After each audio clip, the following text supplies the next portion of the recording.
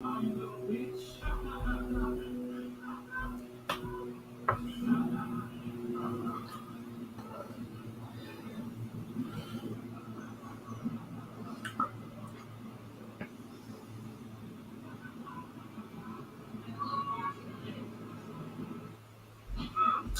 right. Okay. Hello, everybody. Hope everybody's having a good week thus far. As we've reached, of course, the middle of the week, hump day. Um, as always, we're going to wait a few minutes, give people a chance to get in here. Hopefully, we'll have some people in soon. While we wait, I'm going to go take care of something real quick. So I'm going to go off camera for a quick moment. But when I come back, we'll probably hang a little bit before we get started here.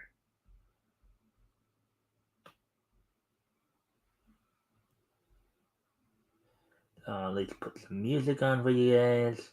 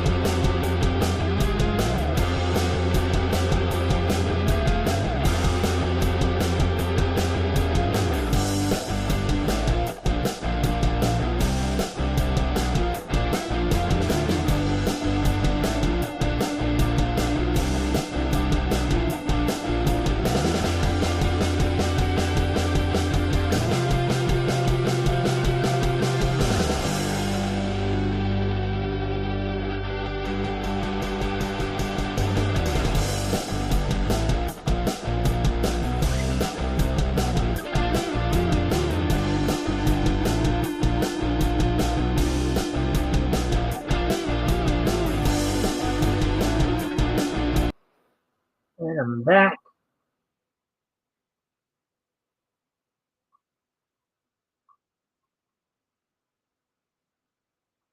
Hello, you fool, I love you. I'm gonna go right. Gonna do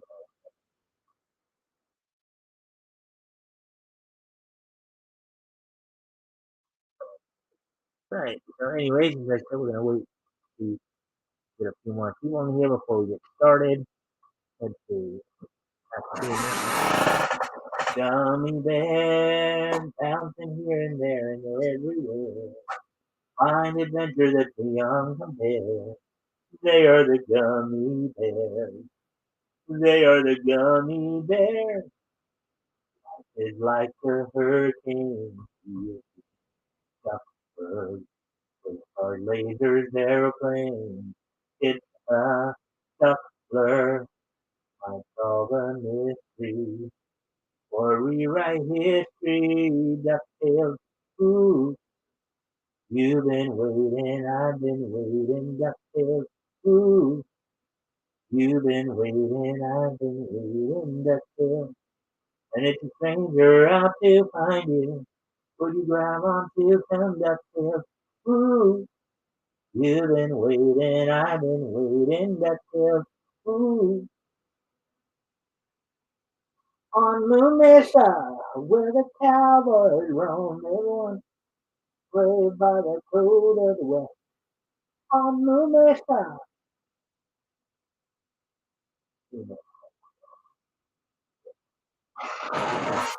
Hey Jason, what's your favorite Senpai Kagami mirror? I don't have one consider I'm not as familiar with that um particular thing. No, not anymore. I used to, but I don't now. I don't go to the gym now. I used to a long time ago. Right, before we go, my membership on that. Anyway, we have 4 people in here. And if you guys can, again, like and share the stream. Hopefully we can get some more friendly people in here.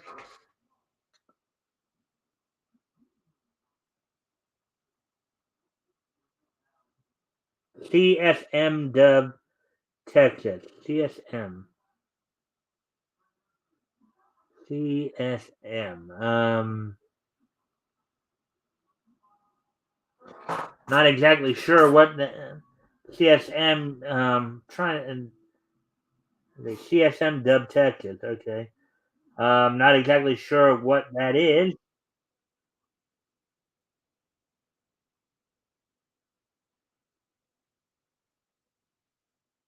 CSM.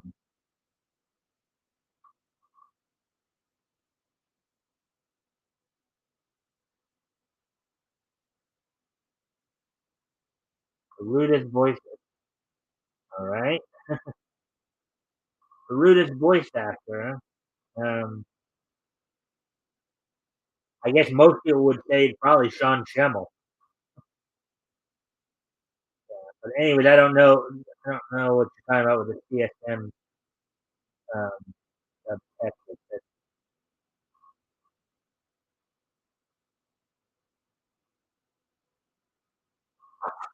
It's a bit more active tonight, Jason. Okay, well, if you're gonna stick around a while, I guess I can kind of start getting started with the show here. Um,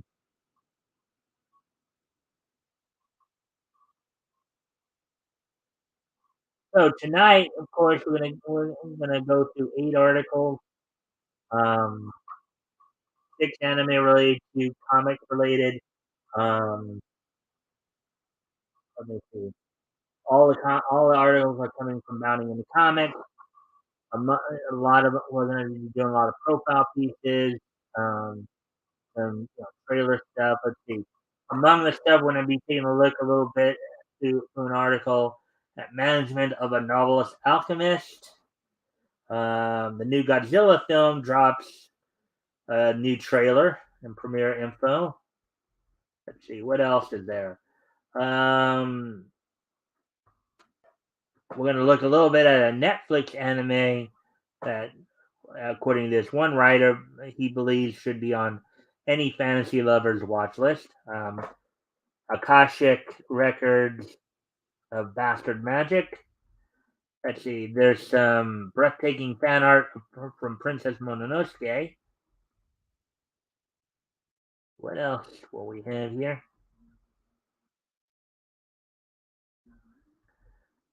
Just kind of reminding myself of some stuff, yeah. Um, so the Spy Family creator is celebrating a new chapter with a new illustration, and we got some Dragon Prince news as well. So, plus we got articles we're going to go over regards to George Perez and Rob Liefeld as well as the wrestling roundup and the This Day in Each History segment. So, did you what? Yeah, I saw Fairy Tale. It was pretty good. Um, I meant what? Is that? Did this say Kansas?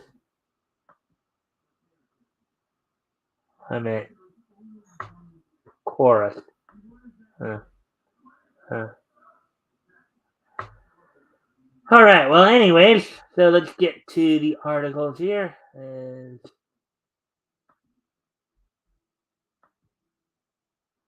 started with the articles here.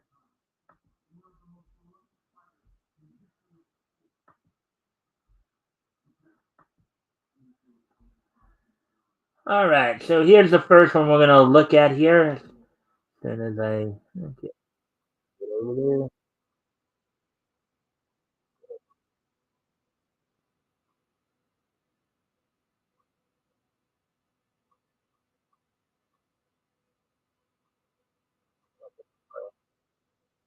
All right. So here we go. Management of a novelist alchemist. What to know before the anime starts. Well, 2022's Management of a Novice Alchemist is a brand new fantasy anime starring the aspiring alchemist, Sarasa Ford, and all her lovely friends. Article by Lewis Kenmer, published 1 day ago. Of course, when I picked this out, it was still within that 1 day ago window.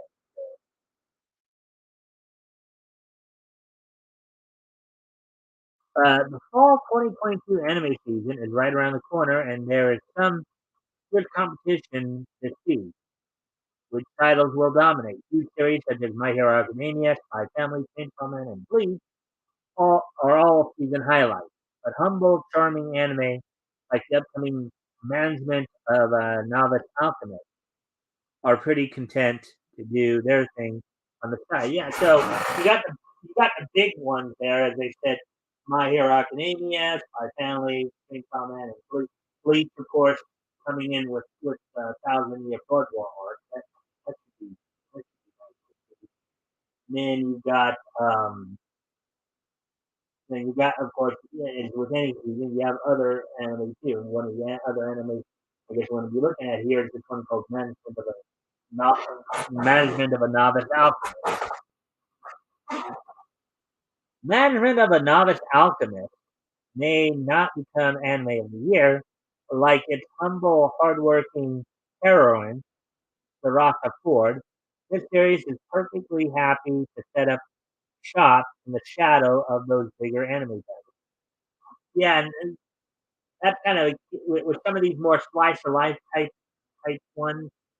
That's kind of they're a little bit. They usually work better more behind the scenes, because then after you watch the main ones, then kind of settle down into something a little more fresher and slower, more peaceful with something like this.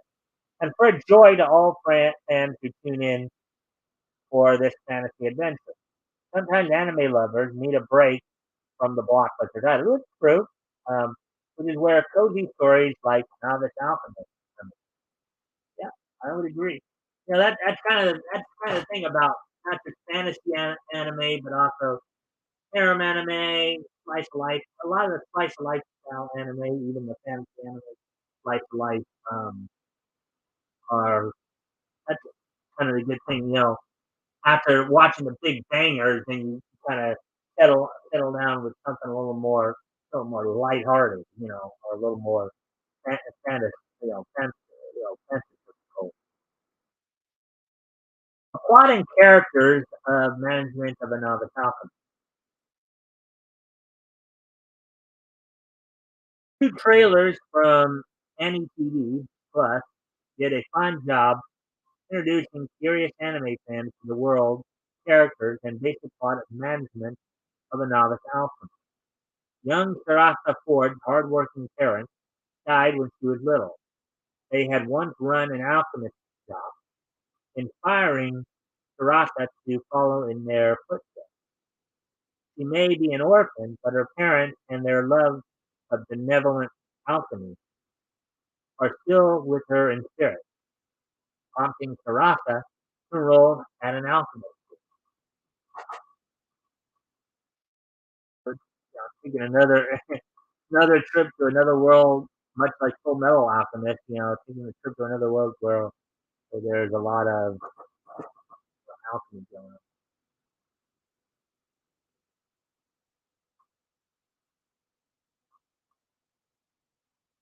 Look up Cuphead Giant Boss Stomach and so the camera. I don't think that. As I said, we do more news coverage here. Anything else covering news topics? I don't even know what Cuphead Giant Boss Stomach. Um, yeah,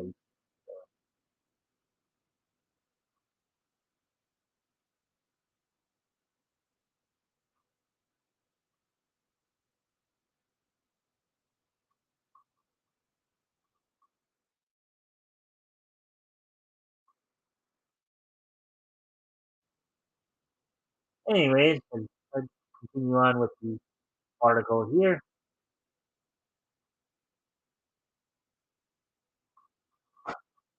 5 years later, she has graduated and already has some exciting and challenging work lined up.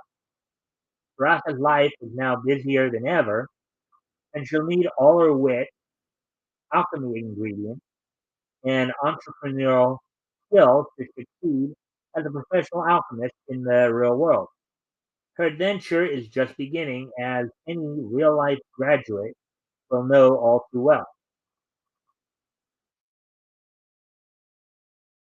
Barasa finds herself working at a remote, rundown alchemist shop, and it's her job to fix it up and make it successful and profitable.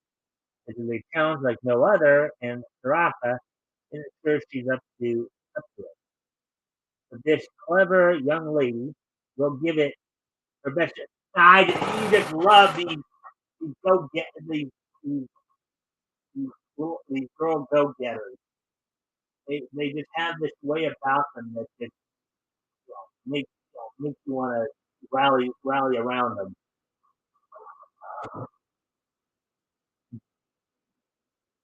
She's also got friends to support her, including the charming Lorea, the sword swinging warrior Kaori Onishi, and the expert archer Tanaka Suwa, among others.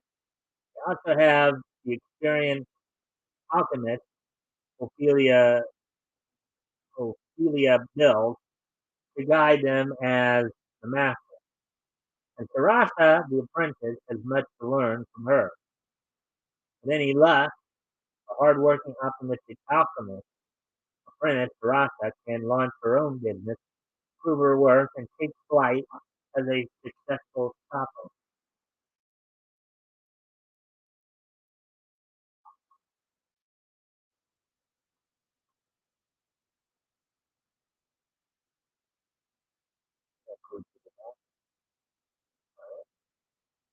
Now, as always, if anything in these articles catches your interest, feel free to comment on them or ask questions about them. If you have a question, I'll try to answer it as best I can.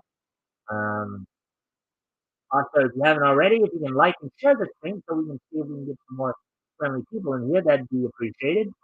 Um, Anyway, where to watch Management of a Novice Alchemist?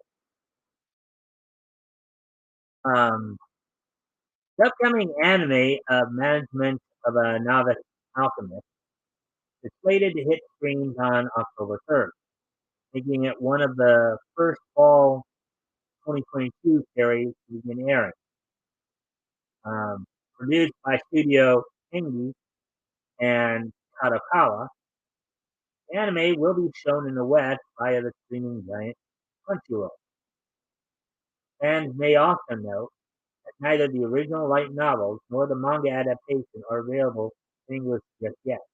The Management of a Novice Alchemist is anime only for now.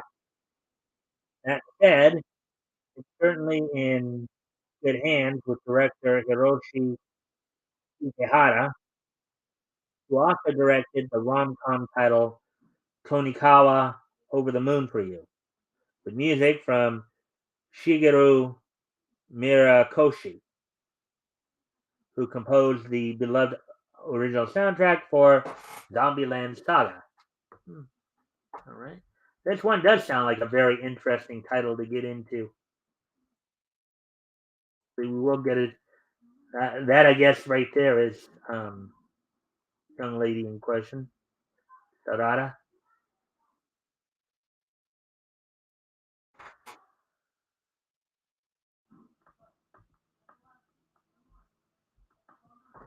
All right, so let's get ready to move on to the next article. Then is the one right above it.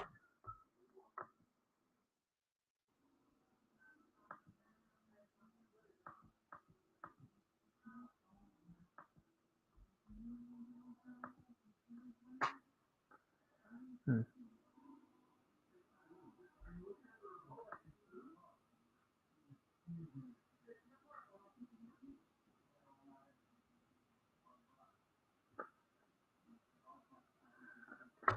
Anyways,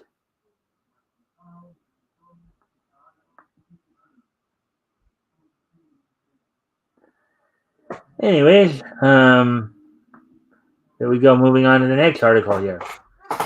New Godzilla film drops a kaiju-tastic trailer premiere info. King of the Monsters goes up against an evolved form of Gigan in an epic trailer for a fan film set to debut in Tokyo this November. Article by Jeremy Blum, published one day ago. Well, as you guys know, when I pick them, they're usually inside a day, a day mark. So at least when I pick them from founding in the comics here. The mightiest kaiju of all faces a new version of his classic antagonist, Gigan, in a trailer for an upcoming Godzilla fan film.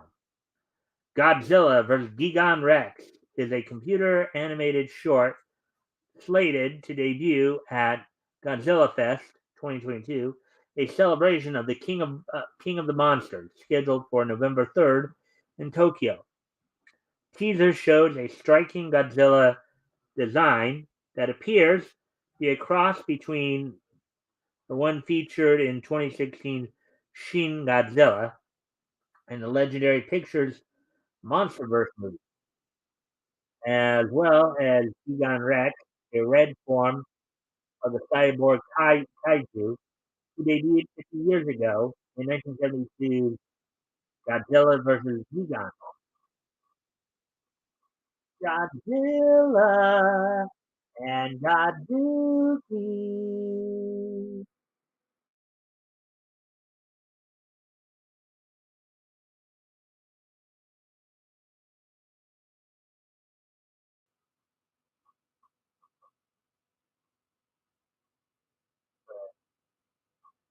Godzilla vs. Gigan Rex is an extended sequel to G vs. G, another fan film released in 2019 that ran for about a minute long and won acclaim across the internet um, from both Japanese and international kaiju fans.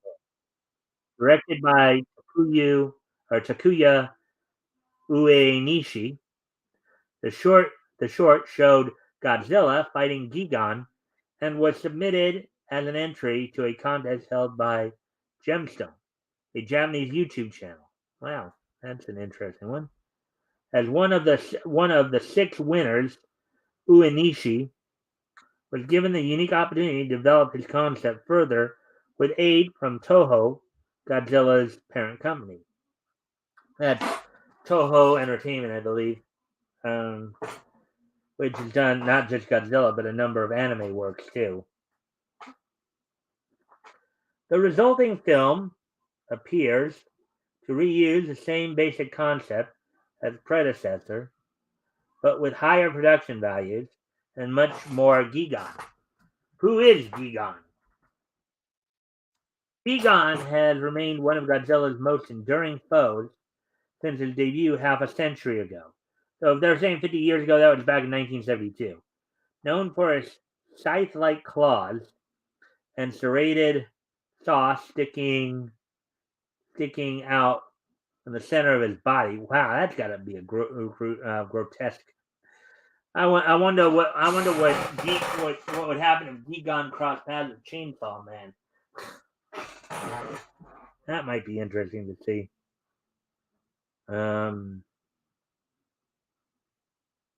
Gigan is typically depicted as Godzilla's most violent opponent, with his origins usually tied to extraterrestrial foes. Gigan last appeared on screen in 2004's Godzilla Final War, where he acted as a deadly weapon for the Zillions, an alien race intent on conquering Earth, and wielded chainsaws on his arms instead of his usual hooks. In 2019, Godzilla King of the Monsters director Michael Dougherty said he would like to see the Gigan in a MonsterVerse movie if given another chance to direct.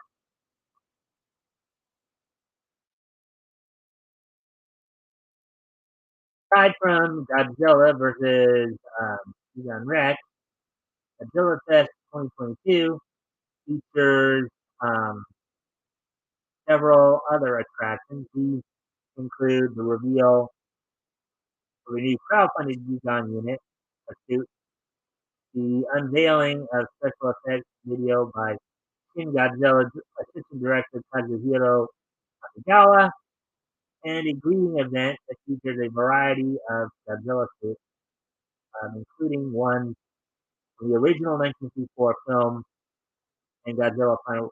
Wow! So Godzilla originally came out in 1954. That's what, 68 years ago. Wow, that's quite a while there. 68 years ago. And Godzilla Final Wars. The event will be held at the Tokyo International Forum, live streamed on Japanese Godzilla channel, YouTube. Okay, so they got a YouTube channel for Godzilla. That's cool.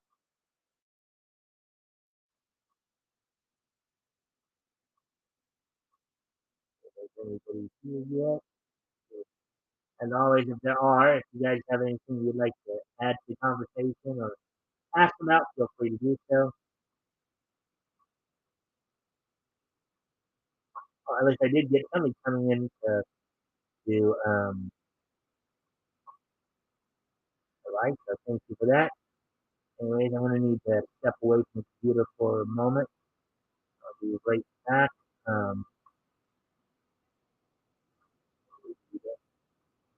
So on for the next article we'll read through.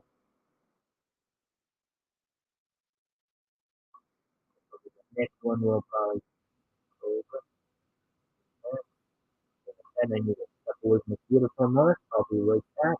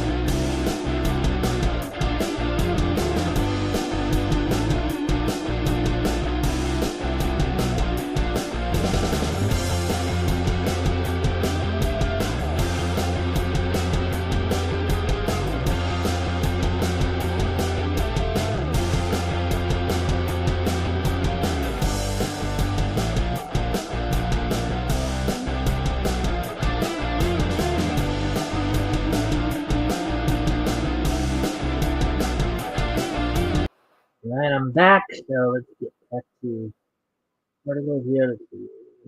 Coming up on just get past half an hour mark here. So new.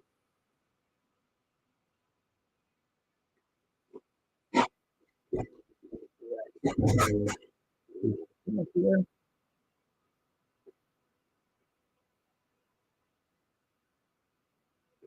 Right. So, why this anime title on Netflix is perfect for any fantasy lover's watch list. Akashic Records, a bastard magic instructor, may not be for everyone, but it's worth a watch for fantasy lovers. Article by Maham Arslan, published today.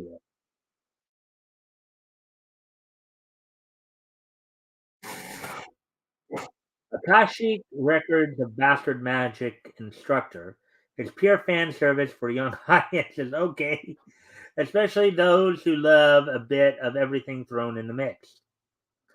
Akashic Records is based on a Japanese light novel of the same name, and the anime adaptation first aired back in 2017.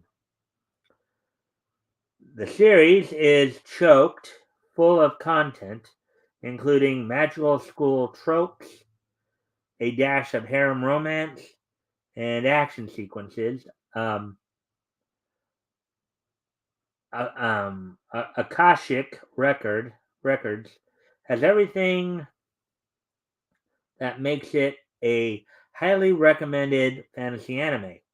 But like many others, this anime also met with a fate many dread, being overlooked.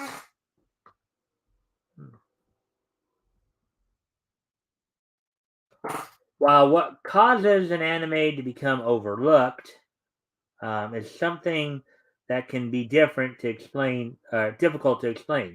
Anime that fall prey to it have the right to showcase their best qualities to anime fans. Since Akashic Records of Bastard Magic Instructor is readily available on Netflix, here's why anime fans should give it a go now. Akashic Records offers the perfect mix of fantasy and romance. All right. Fantasy and romance are two perfect ingredients for making any story stick out. Anime fans seen many isekai and traditional fantasy series like The Rising of the Shield Hero, The Devil is a Part-Timer, and more, which have played well with these ideas. Of course, what isekai, as we know, is a type of anime where the protagonist usually gets transported to another world, usually some kind of fantasy world, and at times reincarnated as something other than what they were. Similarly, Agashik Records takes place in a fantasy world where magic is common and talented people go to special schools to master their magical abilities. The show also gives off Ice Kingdom vibes. Um, Mages here aren't anywhere as powerful as Ruby and the game. Ice Kingdom as in Ruby's Ice Kingdom, just for those who weren't sure of that. Akashic Records starts off strong, but some viewers may find the plot a bit too crowded. But if the audience can survive past the first episode, all is good. The story is simple and enjoyable. Oh, look at that! Look at that girl! Look like she got blood marks on her face. Oh, ouch! These three seem like they were in a bloody bit. One of those. Storyline isn't unique or out of this world. Akashic Records is kind of a melting pot of story arcs going about at the same time. It starts with an unemployed mage who used to be in the special forces but is now stuck with teaching young mages. His attitude isn't his best attitude attribute, and he can be a bit lecherous as well. Uh, Glenn Radars is perceived as incompetent and lazy by Sistine Fibel, the female lead, who wants to learn from the best. The school soon realizes that there's more to Glenn than meets the eye. That he's more than capable enough to be just a teacher. Thus a series of events start events start that puts Glenn, Sistine, and her friends in the path of danger, forced marriage, and possibly romance. The action and magical elements are applaudable. Before I may want to make some lighting adjustments here.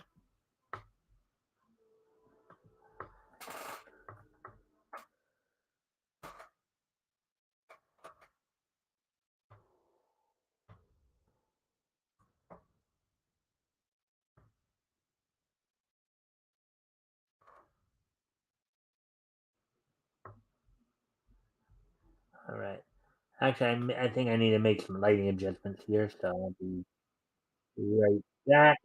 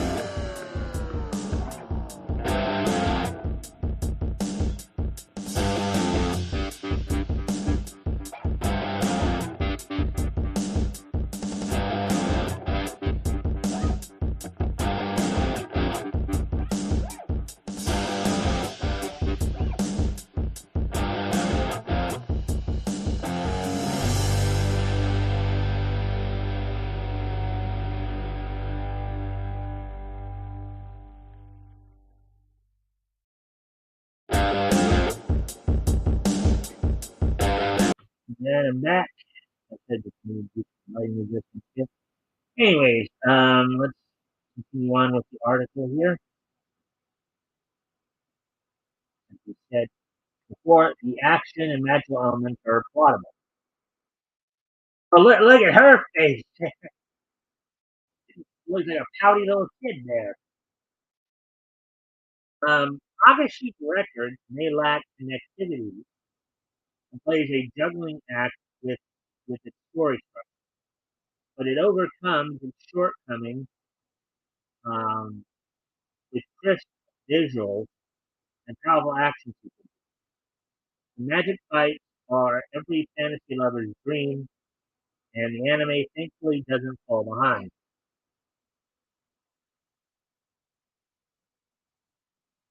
Um, they focus on the magic system present throughout the series, clever humor, and character development. While it's not the best quote-unquote, fantasy um, romance anime out there, it's far from quote-unquote skippable.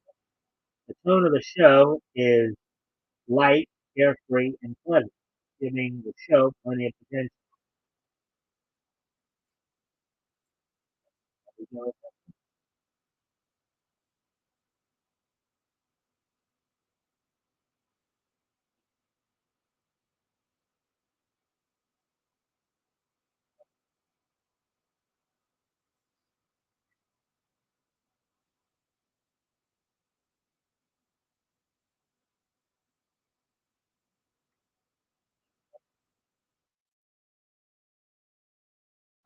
And so here's the next article we're gonna look over here.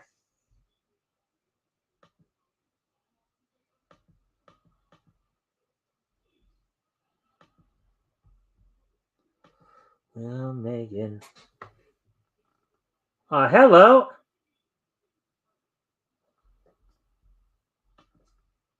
Hey, let's see. The new BYT. Hello. Glad you're here. Just going over some articles. If you, of course, if you can like and share the screen so we can get some more friendly people here, that'd be appreciated. Um, Also, it'll be if you have anything you'd like to add to the conversation in terms of as we go through the articles, feel free to do so. Um,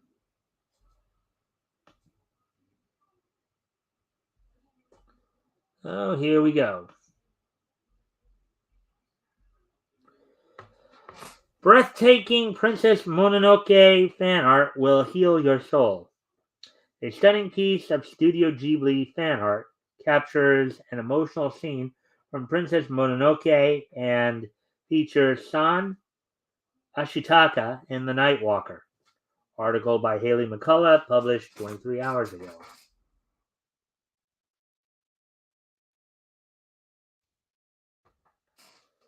Princess Mononoke fan art recreates one of the more emotional scenes from the 1997 Studio Ghibli film. The image, which was posted on Reddit by artist Jenny Lee, or Do Pearl Art, depicts the scene where San takes Ashitaka to the forest spirit in order to be healed after he is shot.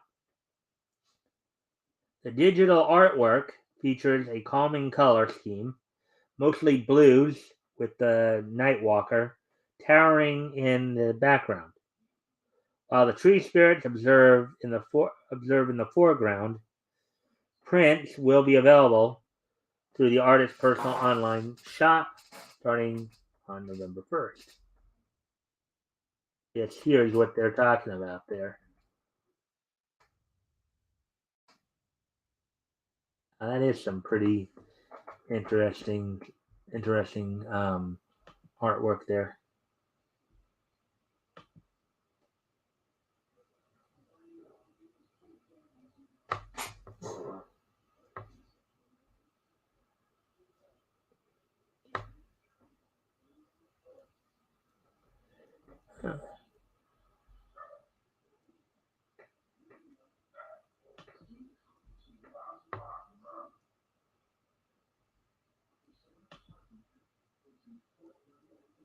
All right, so continuing on with the article here. Historical fantasy epic Princess Mononoke debuted in July 1997 and was written and directed by Hayao Miyazaki. The film went on to earn over $169 million and held Japan's box office record for domestic films until the premiere of Studio Ghibli's Spirited Away in 2001, so 4 years later. Both movies are among the top 10 highest grossing anime films of all time, alongside Demon Slayer the movie, Mugen Train, Your Name, and Pokemon the first movie. Princess Mononoke also won several notable awards, including Best Film at the Mainichi Film Awards and Best Director at the Nikon Sports Film Awards in 1997 and Best Home Video Release at the Saturn Awards in 2001. The movie follows Ashitake, the last Emishi prince, as he finds himself embroiled in a conflict between the humans of Irontown and the spirits of the nearby forest. Like other Studio Ghibli films, Princess Mononoke's main themes center on ideas of the preservation and protection of nature and present a nuanced depiction of the relationship between humanity and the environment.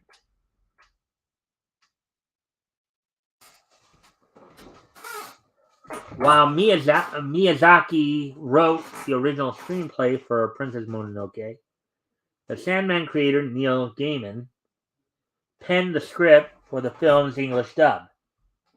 Um, while the film had a successful release in Japan, It ultimately performed poorly at the box office in the United States, which Gaiman attributes to the interference of the now disgraced Hollywood producer Harvey Weinstein.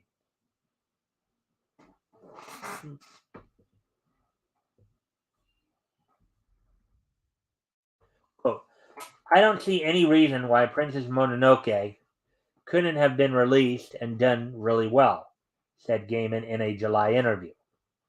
He also compared the film to Coraline, another animated film with mature themes that became a box office success. Quote, and the reason that happened is because we had a PR company who decided to target lots of small little groups, not just parents with kids. He said, quote, I look at Mononoke and think if they'd gone out to the people who like foreign films, who like Japanese culture, animation fans, horror fans, it actually could have kindled into a phenomenon, the writer stated. It was recently announced that Miyazaki has come out of retirement for another movie, How Do You Live, from Studio Ghibli.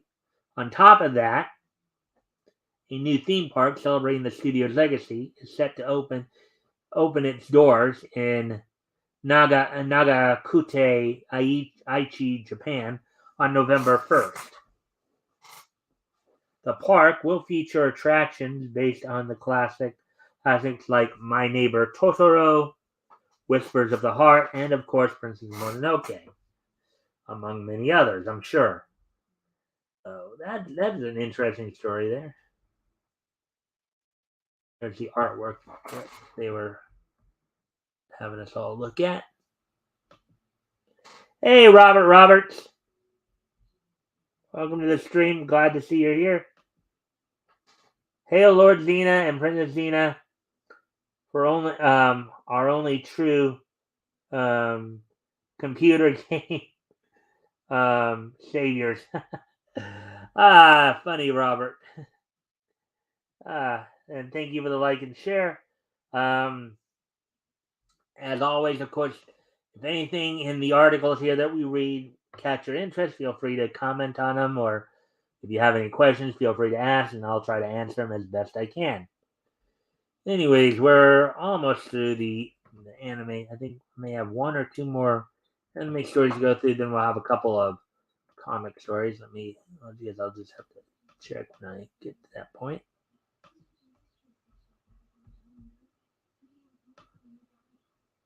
All right, so let me see.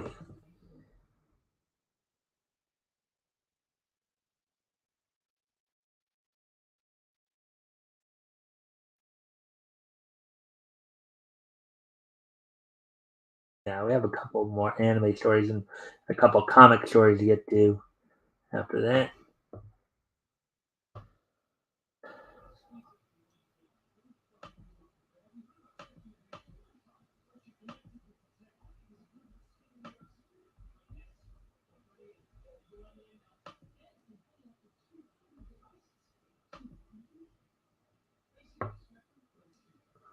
All right, so anyways, let's get back to this.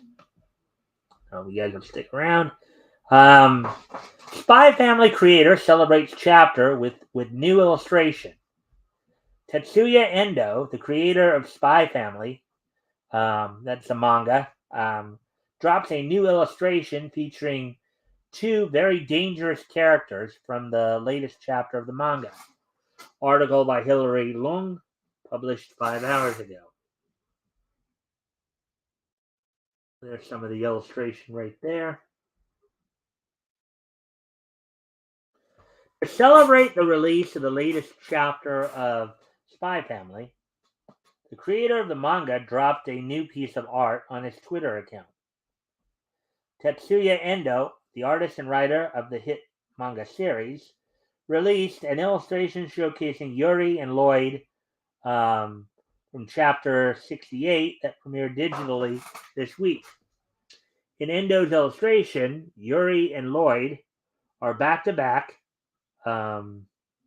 with the former having a severe look on his face, an expression that is normally reserved when he is working as an SSS agent, while Lloyd has his wide-brimmed hat on and chapter number taped to his back. Because Yuri's menacing expression, the chapter looked to be rather serious. So that's basically what they're talking about right there. That's I think the so Yuri's the one on the right there facing us. Lloyd's the one on the Lloyd Forager is on the one on the left there, facing away from us.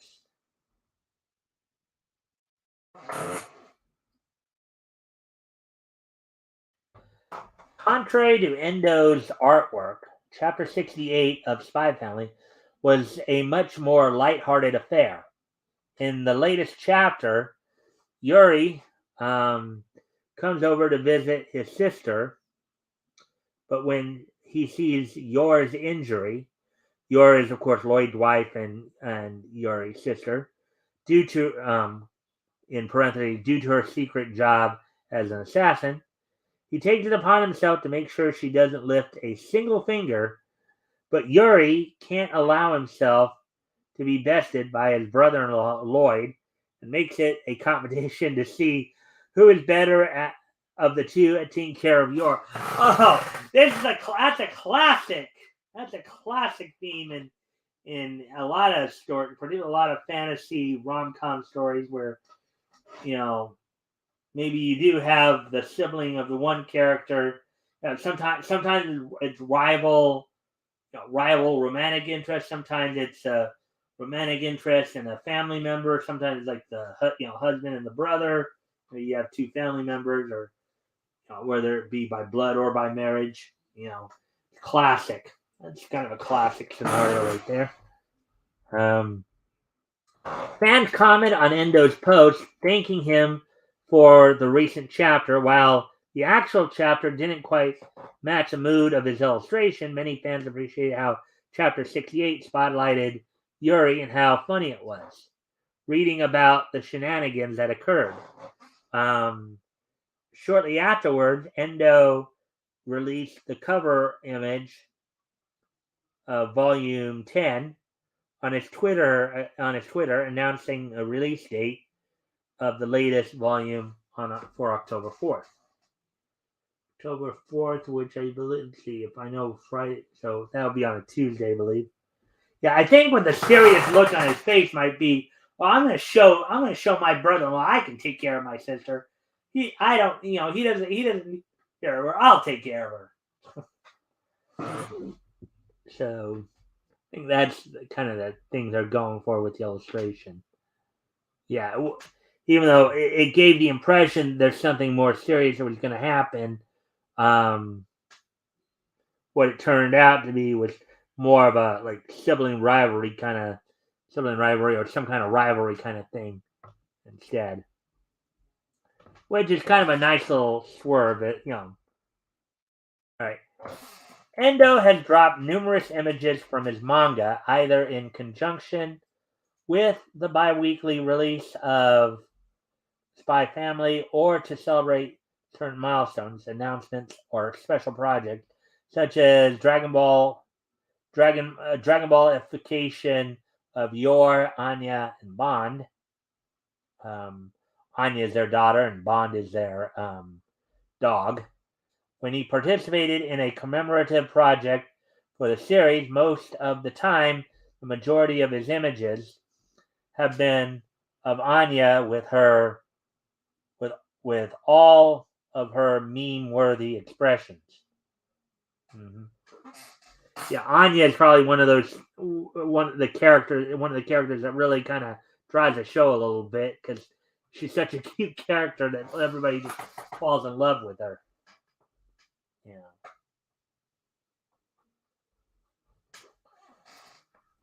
Tetsuya Endo is on a roll. Spy Family is Endo's most successful work thus far. He previously worked as an assistant on Blue Exorcist and Fire Punch, before working on 2 series and 3 one-shots for Jump Square elements of Endo's 3 one-shot entitled Rengoku no Ash Ishi ni Usebeni and Tetsu ni Hoshi would later be transferred into the creation of Spy Family.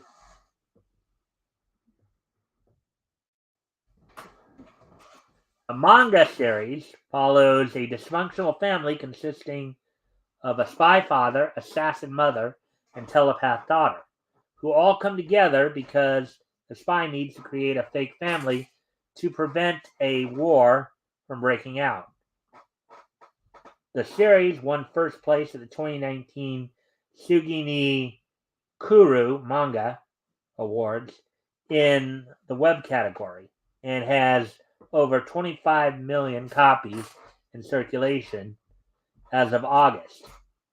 In April 2022, the manga was adapted into an anime with Kazuhiro Furuhashi as a director, with the second core of Spy Family premiering October 1st on Crunchyroll. Manga can be read in English on Viz Media and Manga Plus.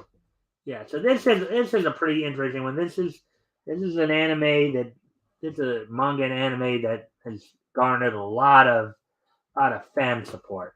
You know, it's one of those that just grabs you when you have a chance to read it or watch it. From what I understand.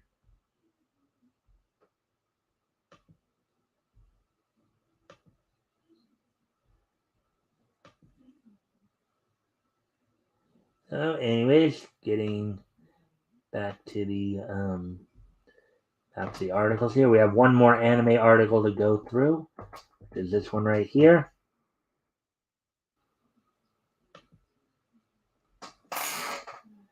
15 minutes.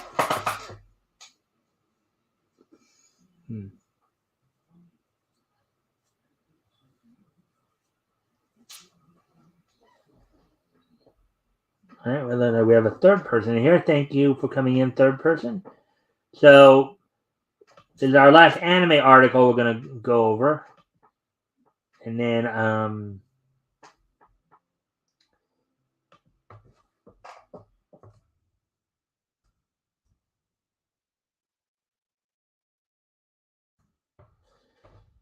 like the last anime article we're going to go over, and then we're going to get into some of the two comic articles.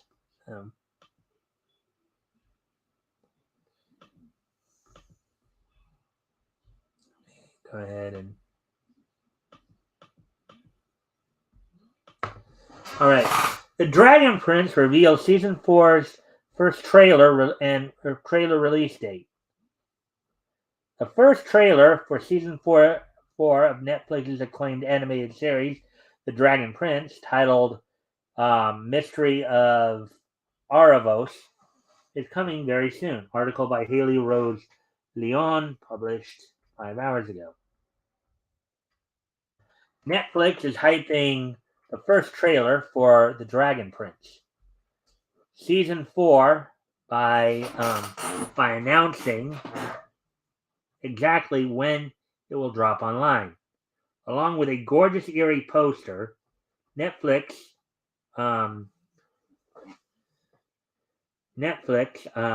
revealed that the teaser for the new season, subtitled Mystery of Aravos, will become available to watch on September 22nd. The Dragon Prince fans have been waiting a long time to see the next episode of the beloved animated series. The show's third season was released in November of 2019. Season 4 is set to hit Netflix in November 2023. 3 years, marking that a 3-year hiatus. Whoa. Acknowledging the gap between the third and fourth seasons, the new batch of episodes takes place 2 years after the last. The Dragon Prince story so far. Premiering in 2018, The Dragon Prince follows protagonist Callum, Rayla, and Ezran, caught in the middle of a fiery conflict that erupts between humans and elves as various kingdoms vie for control over the land of Zadia. Over the course of the series, the Dark Wizard Byron orchestrates a war in an attempt to claim the throne. In his lust for power, Byron allies with an imprisoned elf mage named Aravos, who is soon revealed to be a sadistic manipulator. Oh boy. By the end of season 3, Viren is defeated but revived by his daughter Claudia and Erebos, who appears as a mysterious puppet master in the recent poster. Hatches from a cocoon, metamorphosing into a new form. Interesting.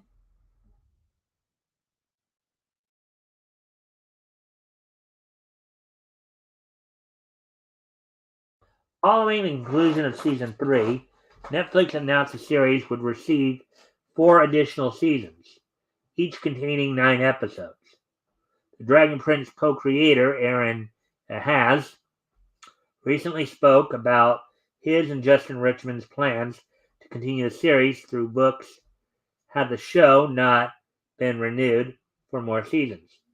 Quote, "We built the first 3 seasons even though we knew where we'd potentially want to keep going, to wrap it up at the end of the 3rd season, and we would have continued it in the books. We always intended to do that," unquote. He said, quote, "However, without a season 4, we could have done that, but now that we have a grand plan here, we really need to build towards something. We really hoped they would give us the saga and commit so that we knew we could take some risks and do some things in those early seasons. That we knew that was coming up in the later seasons," unquote. Dragon Prince, Mystery of Aravos, has yet to receive an official release date, but will hit Netflix sometime in November. So we don't have an official release date, but we have a speculative one, which is sometime in November, which we probably won't know more clearly until we get to that point.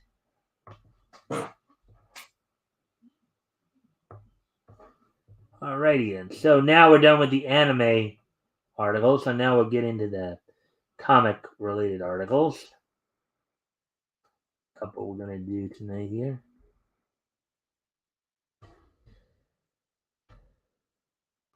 All right, and before we do that, of course, let me just do something real quick.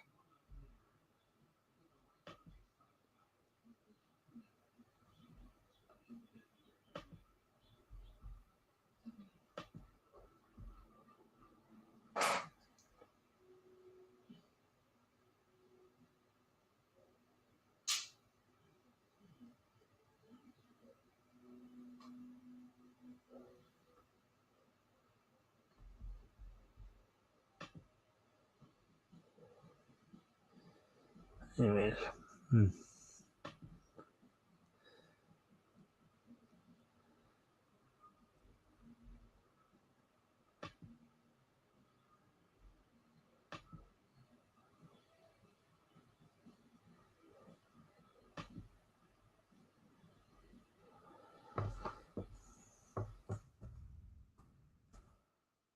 I might as well not because he's not even on.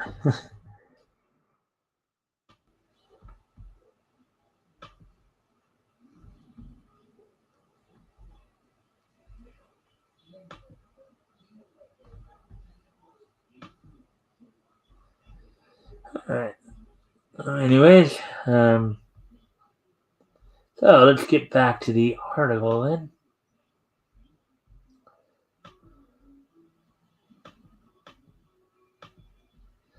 All right, so here we go. HBO Max's Harley Quinn stars in incredible George Perez Teen Titans tribute art.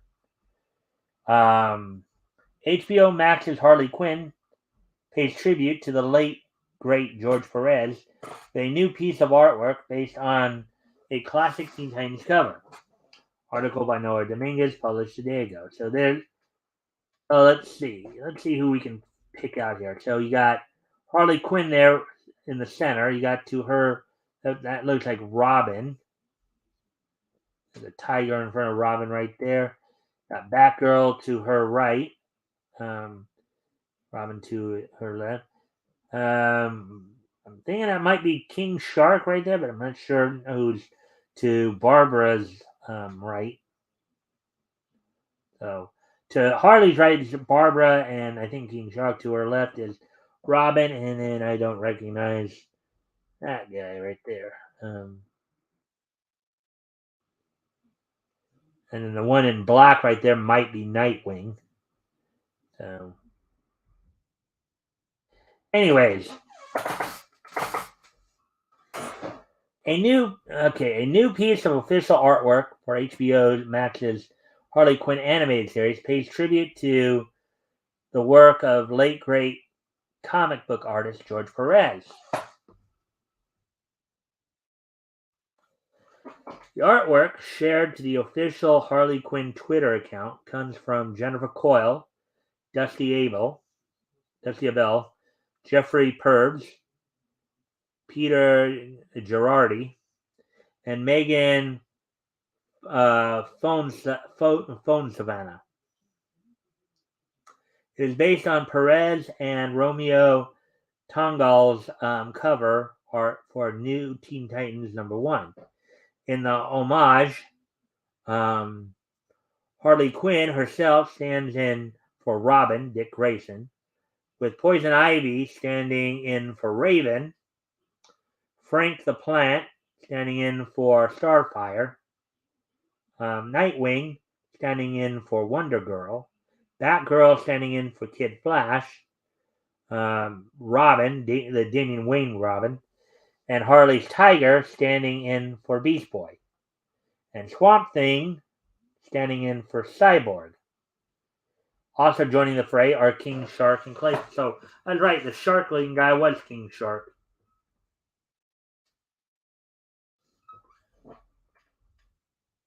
Yes. So Clayface is in the background there. Poison Ivy's right behind Ivy. There's Nightwing. I guess that's Swamp Thing to Robin to Damian Wayne's left there, I guess.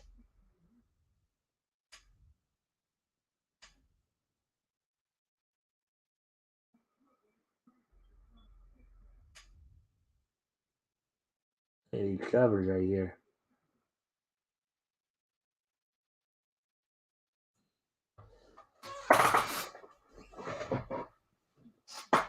Wolfman and Perez's run on Teen Titans was legendary.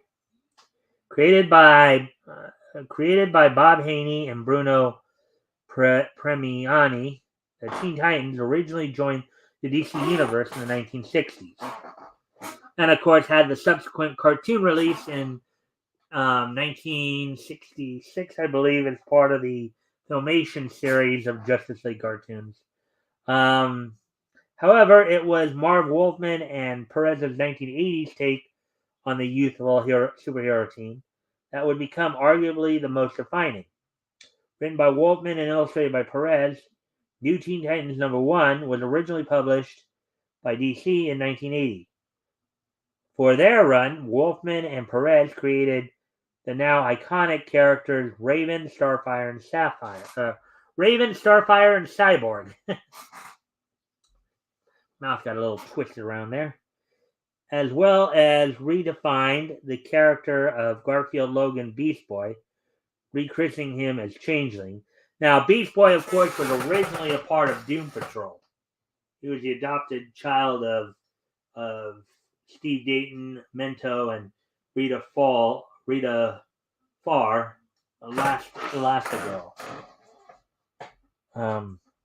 They also ultimately gave Dick Grayson Robin his most famous alter ego of Nightwing as part of the Judas contract, quote unquote. Wolfman and Perez's New Teen Titans has served as the basis for numerous on-screen adaptations, including the Cartoon Network animated series Teen Titans, its comedy-oriented spin-off Teen Titans Go, the animated feature film Teen Titans: The Judas Contract, and the live-action DC Universe HBO Max series Titans. Moreover, Perez worked on numerous other iconic titles for both DC and Marvel, including Crisis on Infinite Earths, Wonder Woman, and Avengers. Earlier this year, Perez passed away at the age of 67 following a battle with pancreatic cancer. And of course, we all may remember this because I covered that story. I basically covered the last articles that went over the last few months of his life, where he was diagnosed with the cancer, and then through his journey of deciding to eventually stop treatment, spend what time he had left with his family and friends, and then the eventual passing away. See if there's anybody in here.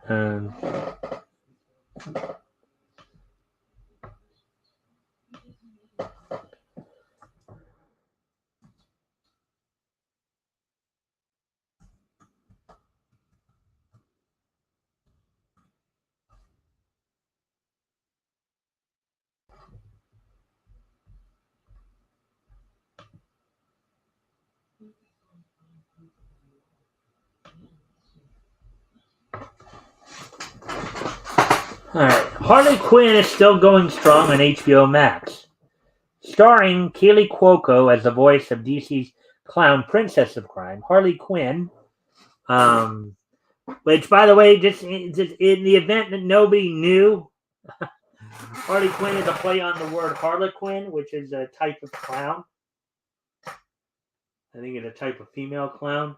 So just in case you didn't know that, just to give you a little tidbit of information. Initially premiered on the DC Universe in 2019, the show returned for a second season in 2020 before jumping to HBO Max for its long-awaited third season, which finally premiered this past July and concluded just a few days ago on September 15th, which would have been actually, let's see, today is the 21st, so almost a week ago. It will be a week ago tomorrow. Despite animation having an uncertain future on the platform, HBO Max officially renewed Harley Quinn for Season 4. Harley Quinn Season 1 through 3 are currently streaming on HBO Max. Oh, there we go with that one. All right, so one more article to go through, and then we will... Oh, wait. Didn't I? One thing I kind of forgot about.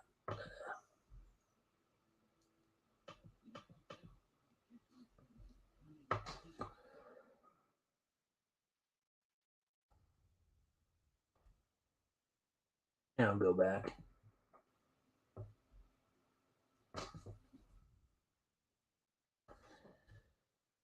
All right, so this is the other article here other comics related article we're going to do.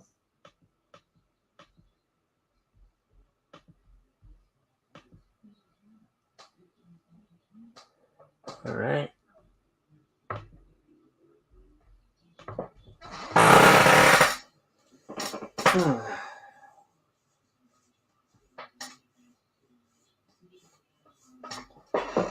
Liefeld homages a classic Liefeld New Mutants cover for Spider-Man #1.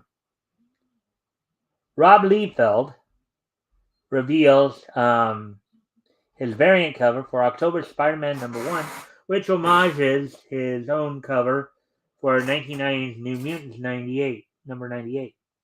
Article by Noah Dominguez, published 22 hours ago. There's Venom, there's Spidey. Almost like he got tied up in his own web, or no, maybe it's Venom who's got him tied up. And is that could that be Charles Xavier right there? Got Doctor Octopus, possibly. So Deadpool co-creator Rob Liefeld has revealed his official variant cover for Marvel Comics Spider-Man #1, which promises to bring about the quote-unquote end of the Spider-Verse. Liefeld's Spider-Man #1 variant pays homage to Liefeld's own cover art for New Mutants number 98. Spidey himself standing in for Deadpool, while complete with what appears to be a pair of swords made out of webbing. Oh, yeah? Oh, okay. That's what that is. Swords. Okay. Moreover, Venom standing in for Gideon, while Scream stands in for Domino. The faces of such villains as Vulture, Dr. Octopus, and Green Goblin loom large in the background. That must be Vulture there, the bald-headed guy over in the corner, I guess. Adrian Toombs. And then you see Dr. Octopus's tentacle right there.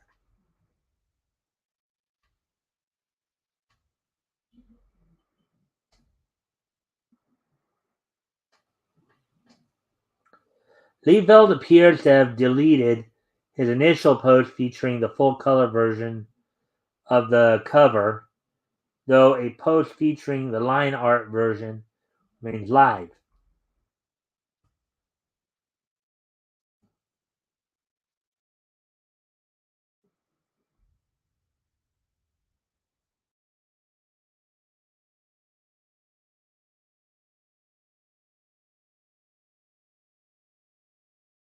So, all right. So here's a bit more of the picture there. You see Spidey, Venom, and that's a Vulture, Doc Ock, Green Goblin.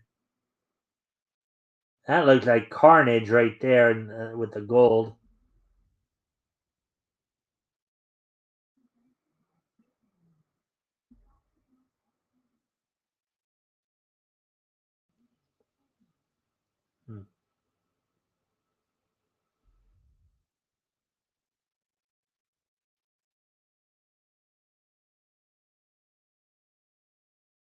So who's standing in for who, I guess? Go back up and see.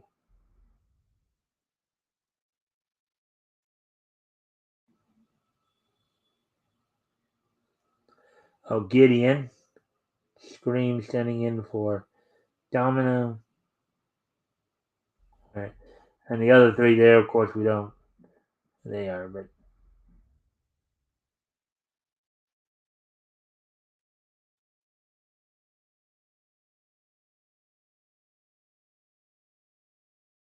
It's not the first time Liefeld has crafted a new variant cover based on his classic cover art for New Mutants number 98. In fact, the artist recently did just that for the celebratory New Mutants number 30, which marks the 40th anniversary of the X-Men spin-off title. Originally published in December 1990, with a cover date of February 1991.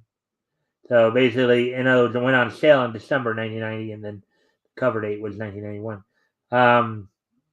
New Mutants number 98 is notable for featuring the first appearances of Deadpool and Domino, as well as Opera Industries, consisting of Gideon, Adam, and Eve.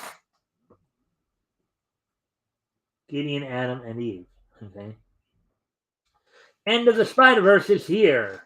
Meanwhile, the first issue of the new series, Spider-Man #1, comes from the creative team of writer Dan Slott and artist Mark Bagley. Two creators well known for their work on the Wall Crawler's flagship title, Amazing Spider-Man.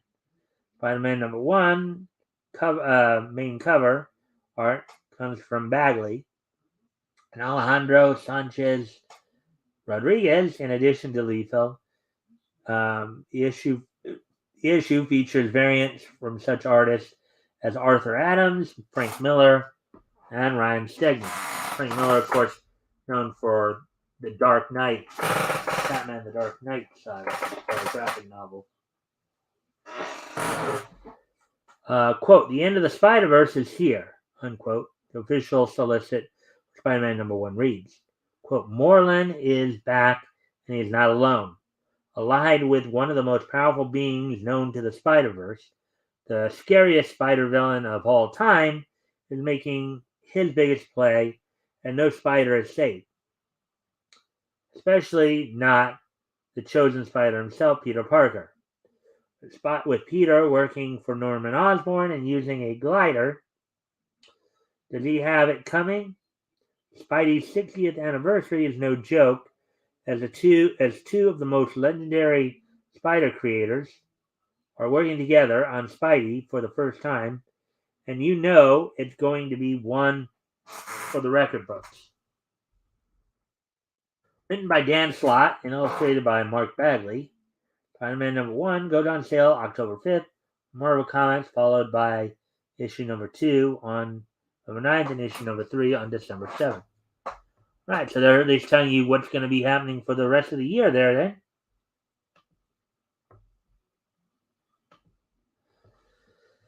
Huh.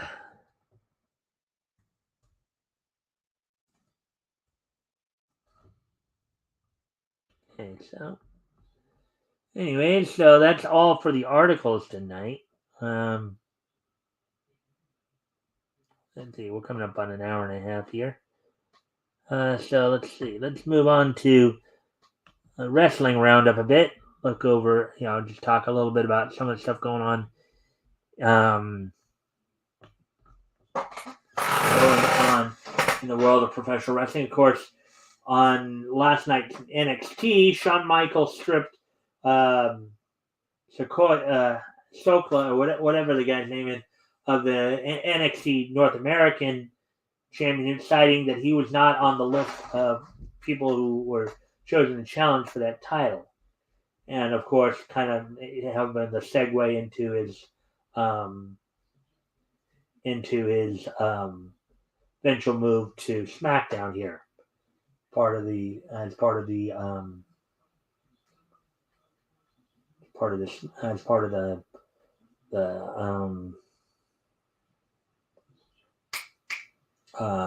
part of his move to Smack. Hey, Rick! You just missed all the art. I just finished all the articles. I'm just now doing the wrestling round right now. But if you can, like and share. But as always, since I do keep them up, you can always go back and watch the articles if you'd like. So if you can like and share the stream, anyways, see if we can get some more people in here. So, anyways, I was getting back to the wrestling news a bit here. So let's see, what other news do I know of from? Well, apparently the ratings dropped a little bit more for Raw as it started its competition against Monday Night Football. But even as the ratings dropped in the last couple of weeks for Raw because of the competition coming from Monday Night Football, the morale in the company has gone up. As apparently there are people at Titan Towers are now happier to still be working there with Vince McMahon gone.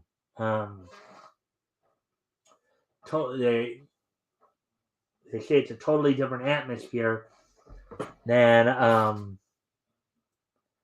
what Vince was doing.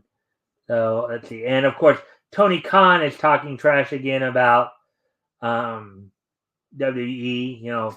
Still upset over them booking a couple of shows against All Out.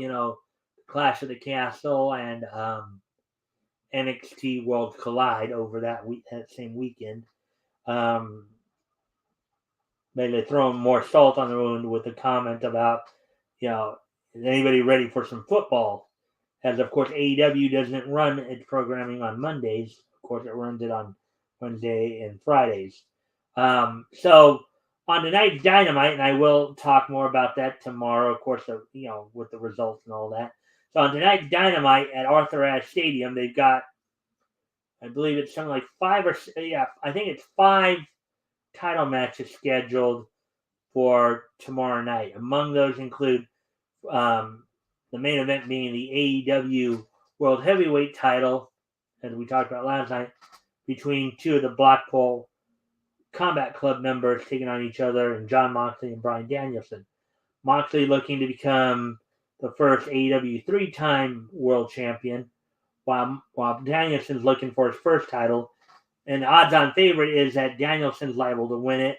A lot of talk that, because they're trying to further strengthen their relationship with New Japan Pro Wrestling, and Bryan Danielson loves working in Japan as well.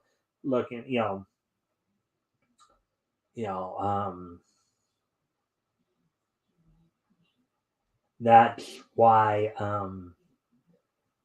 they might put it on him, but we'll just have to wait and see. Also, Claudio Castagnoli will be defending the Ring of Honor championship against Chris Jericho. Swerve and Our Glory will be defending AEW tag titles against the Acclaimed in a fatal four-way match. You have Toni Storm defending the interim Women's World Championship against Athena, Dr. Britt Baker, and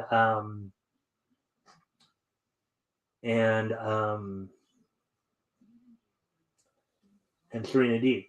Now, there's been some drama going on between Baker and Jamie Hayter. Hayter was upset at, I guess, stuff going on from the four-way that happened at All Out, where Baker did eventually apologize, but still was but Hayter, you're not sure if Hayter's really having it or not. So and of course Pac is defending the AEW Atlantic title against Orange Cassidy. So that's what's going on tonight. Now for Friday's Rampage, which the matches will be taped tonight as well. Among those already signed, of course, you have like two or three. Let's see. Eddie Kingston looks to exact some punishment on Sammy Guevara for his wife Ty hurting Eddie's friend Ruby. I think you have three tag team matches that are going on, as you have members of the Jericho Appreciation Society and Daddy Mac, Matt Menard, and Cool Hand Angelo Parker taking on the FTW champion Hook and Action Bronson. You also have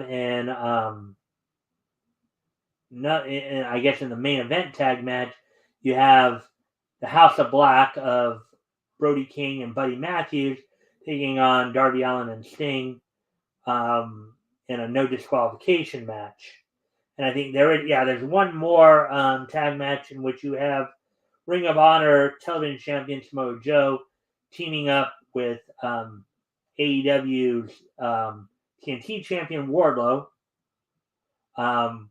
I think on last night's Dark episode, Excalibur coined the term Ward Joe for their team. Ward Joe will be taking on Mark Sterling's clients of Tony Nese and Josh Woods, who have both recently had title shots against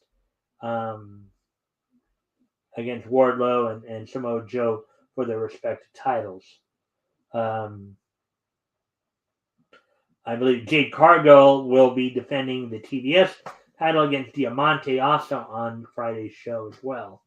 So you got a big card, and of course this Friday's Rampage is a special 2-hour episode. So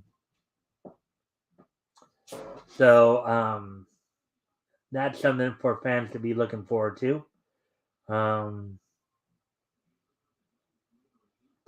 So I will be able to tell you guys tomorrow who won, of course, if there are any title changes. Well, obviously there will be one, obviously, because again, the finals of the World Title Tournament, where the AEW title was stripped from CM Punk due to the fact of his conduct at the All Out Media Scrum and the aftermath of that. And of course, we're still following up as we keep hearing more information about the investigation going on, about the fallout, as I call it, the fallout from All Out. From the incident between the physical confrontation between Punk and the Young Bucks. So stay tuned for more information on that. And of course, tomorrow, I'll talk a little bit about going on Friday on Impact Wrestling.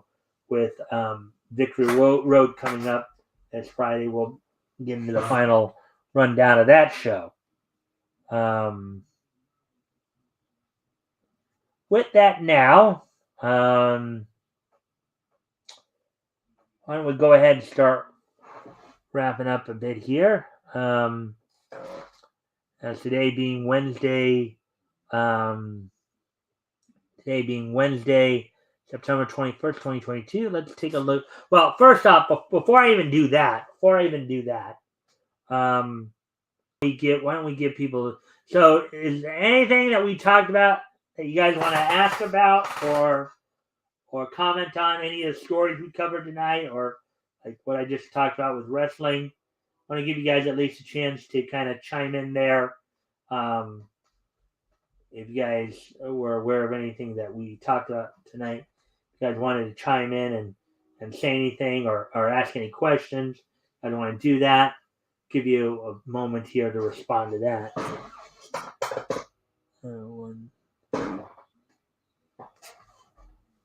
Before we get into this day in each history segment.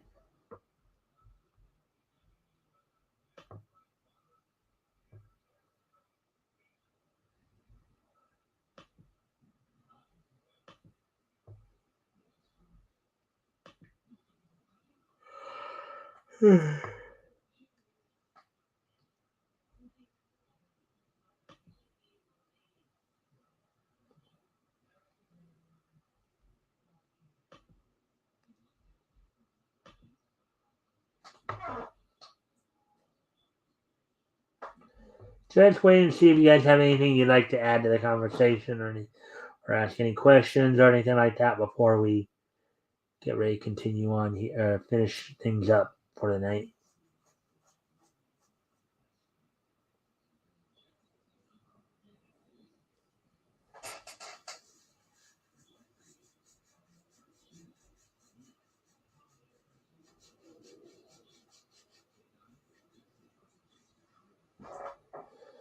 Let's see.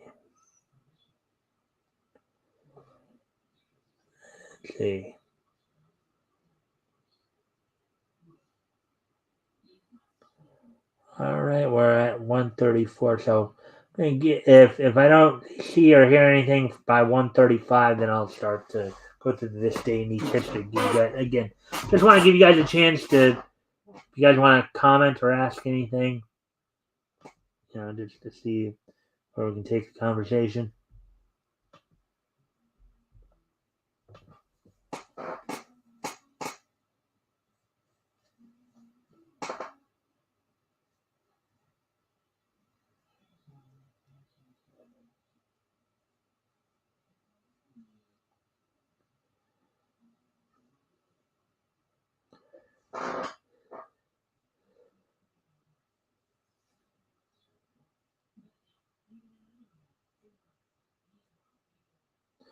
All right, we've hit the 1:35 mark, as it would seem nobody has anything they'd like to ask or say.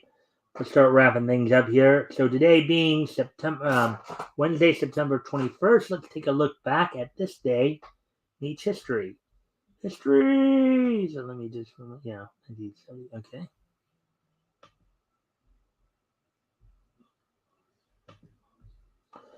All right, so first off,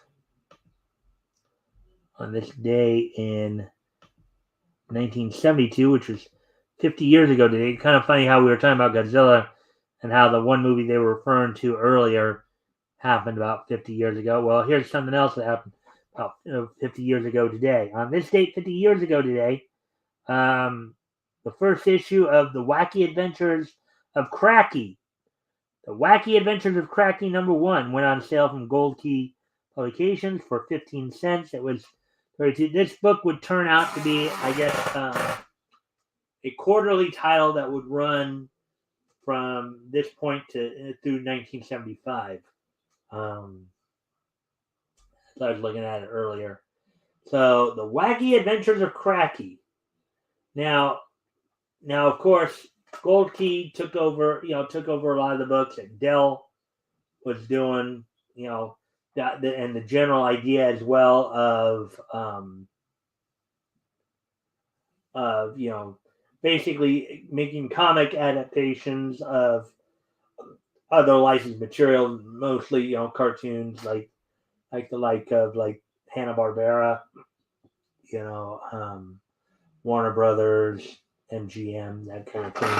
So on this date, 50 years ago today, the first issue of the Wacky Adventures of Cracky went on sale on this date back in 1972, 50 years ago today.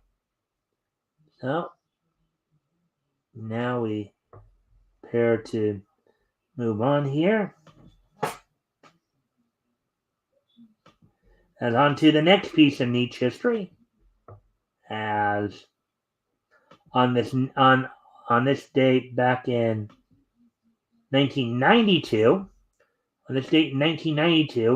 during a WCW Saturday Night taping, Dustin Rhodes and Barry Windham would defeat the Terry Gordy and Steve Williams, known in Japan as the Miracle Violent Connection, for the NWA and WCW World Tag titles in Atlanta. So this happened during a Saturday night taping that aired on October 3rd. Now, at this point in time, of course, WCW was kind of, towards the very end of its affiliation with the NWA. They would, by the following year, would for the final time, leave the NWA affiliation. But at this time, of course, WCW and NWA were had their affiliation, and the tag titles that were, these were, so there was an NWA World Tag title here and a WCW World Tag title. Now, what ended up happening, of course, is once WCW withdrew from the NWA did eventually in '94, crown new World Tag Team Champions. So on this date, though, in 1992, which was 30 years ago today, Dustin Rhodes and Barry Windham would defeat Terry Gordy and Steve Williams for the NWA and WCW World Tag Team titles on a Saturday night taping that aired on October 3rd. So there we go with that one. As always, as we're talking, of course, if you guys have anything you'd like to add to the conversation or comment on, feel free to, or ask any question, feel free to do so. And if you have a question, I'll try to answer it as best I can. All right, moving on to the next piece of niche history. As on this date in 2007, which is 15 years ago today, JC Staff's Potamayo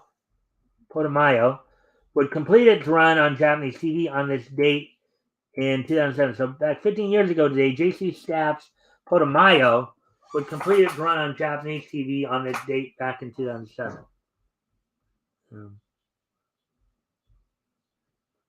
So there we go with that one. Let's see.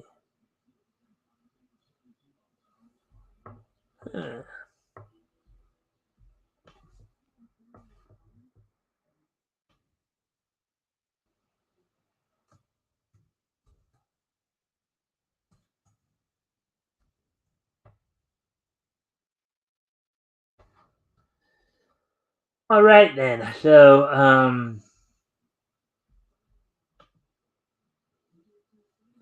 so that means that we have one more piece of niche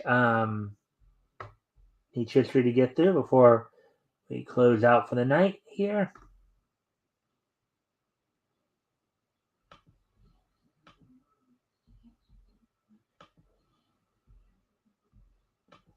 And on this date 5 years ago today,